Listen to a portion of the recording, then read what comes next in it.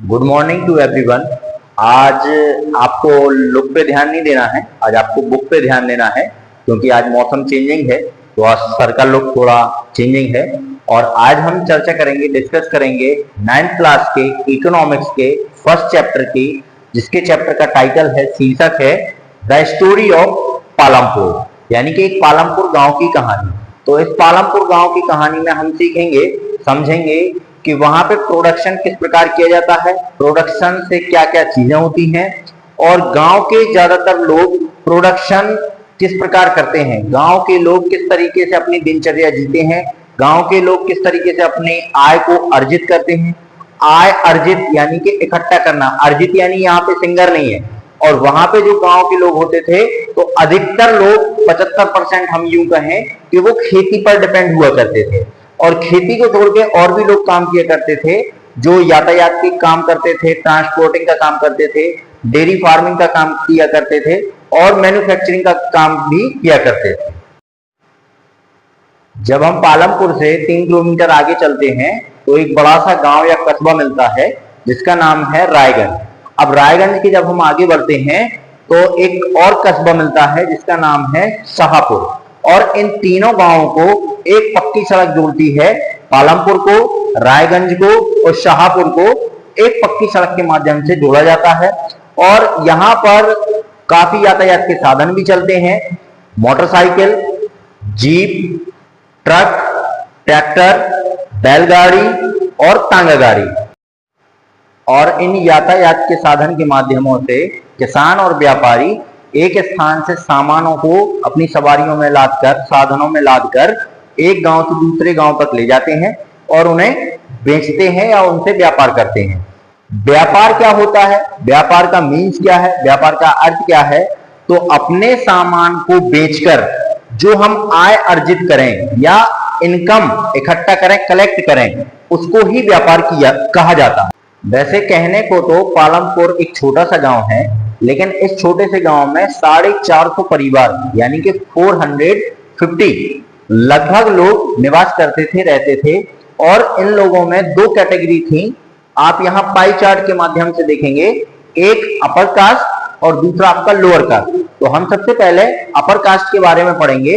Upper caste आप pie chart में देखेंगे 80% है, तो वो ऊंचे दर्जे के व्यक्ति होते थे, अमीर लोग हुआ करते थे और उनके मकान ईंट से, सीमेंट से और पक्के मकान बने हुआ करते थे। और यहाँ आप लोअर कास्ट को देखेंगे जिसका रेशियो है 150 यानी कि 150%। तो यहाँ पे जो लोअर कास्ट के थे, निम्न दर्जे के व्यक्ति थे, तो उनके जो मकान हुआ करते थे घास के, फूस के, खपरेल वगैरह, झोपड़पट्टी टाइप उनके मकान बने हुआ करते थे। हम ये नहीं कह सकते कि पालमपुर गांव एक निम्नतर या पिछड़ा गांव है या वहां पर कुछ सुख सुविधाएं मौजूद नहीं है, जबकि वहां पर अधिकांश घरों में इलेक्ट्रिसिटी मौजूद है, कई खेतों में ट्यूबवेल्स लगे हुए हैं और वहां के जो बच्चे हैं उनकी एजुकेशन के लिए सरकार ने 2 प्राइमरी स्कूल चालू किए हैं, सुचारू रूप से संचालित किए हैं और एक हाई स्कूल चालू किया है। और वहां पे प्राइमरी हेल्थ सेंटर सरकार के द्वारा संचालित किया गया है, जिसमें काफी मरीजों का इलाज भी हो सके, ट्रीटमेंट हो सके। और एक प्राइवेट डिस्पेंसरी भी वहां पालमपुर गांव में खोली गई है, जिसमें सभी मरीजों का सही तरीके से, सही ढंग से उपचार हो सके, यानी कि ट्रीटमेंट हो सके। पालमपुर गांव को हम वेल डेवलप तो नहीं बोल सकते, लेकिन हम बेहतर डेवलप बोल सकते हैं, क्योंकि वहां पर सारी सुख सुविधाओं के साधन मौजूद हैं। वहां पर स्कूल है, हॉस्पिटल है, रोड है, ट्रांसपोर्ट वगैरह मौजूद है। तो सारी सुख सुविधाओं के साधन, इलेक्ट्रिसिटी भी वहां मौजूद है, जो एक गांव में सुख सुविधाओं के लिए पर्याप्त साधन है। तो उस गांव को हम वेल डेवलप ना बोल के बेहतर डेवलप बोल सकते हैं। अब डेवलप का मतलब क्या है? डेवलप यानी कि विकास करना।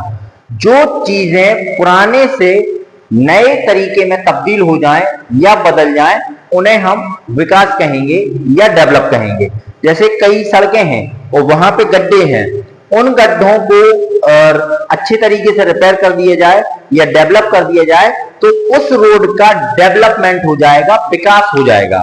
और जो ये गांव है पालमपुर, यहाँ पर जब सारी सुख सुविधाएं मौजूद हैं तो ये विकास की दर को बढ़ाता है, डेवलपमेंट की दर को बढ़ाता है और ये गांव लोग बागों को अपनी ओर आकर्षित करता है, अपनी ओर लुभाता है। जिस प्रकार से मैं आपको अपनी ओर आकर्षित कर रहा हूं, आपको अपनी ओर लुभा रहा हूं। अगर हम अदर प्लेसेस से तुलना करें पालमपुर की, पालमपुर गांव की, तो पालमपुर गांव में सारी सुख सुविधाएं मौजूद हैं जो इस गांव को खास बनाती है, विशेष बनाती है और लोगों को अपनी ओर आकर्षित करता है। ये गांव लोगों को अपनी ओर आकर्षित करता है। यहाँ पे दिनचर्या जीने के, जीवन यापन करने के और आय अर्जित करने के काफी साधन मौजूद हैं। तो इस गांव में जीवन यापन के लिए, जिंदगी गुजारने के लिए पर्याप्त है।